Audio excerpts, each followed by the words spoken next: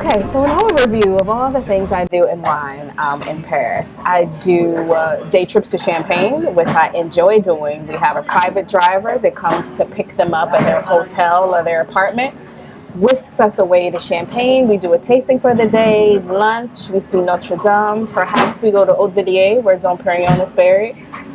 But we taste a lot of Champagne. I talk them through some of the different regions in Champagne and the grapes and that kind of thing. I also do tours in the city where we go to different wine bars. One of my favorites is where we are right now, and it's actually a stop on one of my tours. And we have a glass of wine. We talk the French wine regions because people really, their main question is, what are the grapes? What is the region? So they see a bottle and it says Bordeaux. They're like, is this a region? Is this a grape? What's in it? What does this mean? So I do that. I also do whiskey tastings. And I have a podcast, Girl Meets Glass. Yeah. So we have quite a few activities that we have put together as it relates to wine. Cool. Yeah.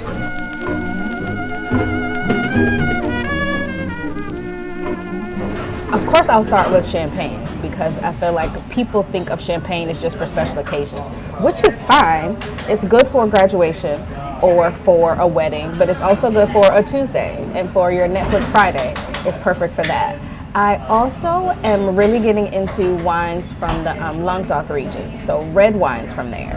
I need to kind of move back into white wines since the seasons are changing now, but I'm doing a lot of reds from that region since it's so vast and the wines can taste so different from like city to city within that region.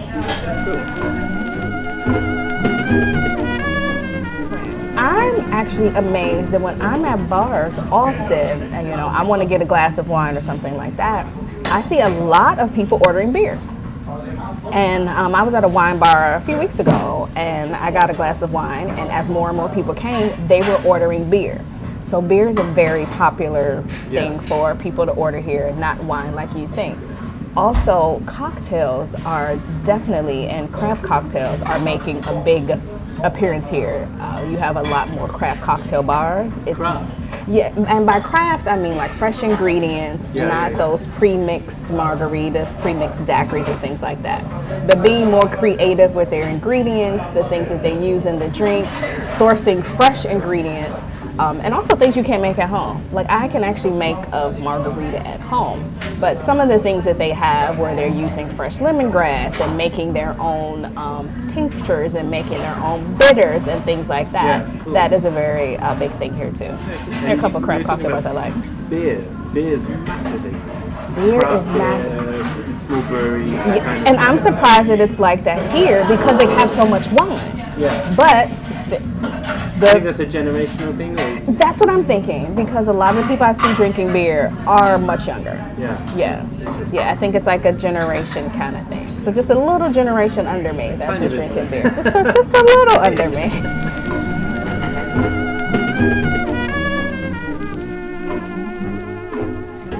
It's probably a red, and it's probably from the Rhone Valley or Languedoc. Yeah. And I can't get more specific than that because wine lists vary so much from wine bar to wine bar, place to place. I think of that region and then I really like to look through the list and maybe there is a part of that region that I've never had before, like a place in that region that I've never had their wine, so I'll try that. Or if the waiter or sommelier would like to suggest something and say, oh, this Saint Joseph is really good, you should try it. Okay, let's do that. I'm open for suggestions. Yeah. So you're flexible? I'm pretty flexible. Like I'll have an idea of what I want to drink. Yeah. Like right now I want it a little more bold, a little more spicy.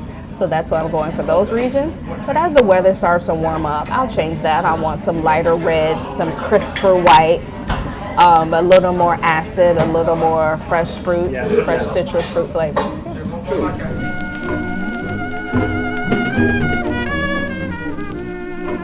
Well, first of all, you're going to get amazingness. But the first season is all about champagne. We are just really tackling champagne because most people don't even think it's a wine, but champagne is a wine. It is not just for special occasions, but we're tackling what exactly it is, the region itself, the grapes, where do the bubbles come from, women in Champagne, because it's Women's History Month this March. So yeah, you'll get all about champagne for the first season, and that's Girl Meets Glass Girl Meets everywhere you listen to your podcast. Brilliant. Thank you very much. Thank Tanisha. you. It's great to see you again. Thank you. Good to see you too.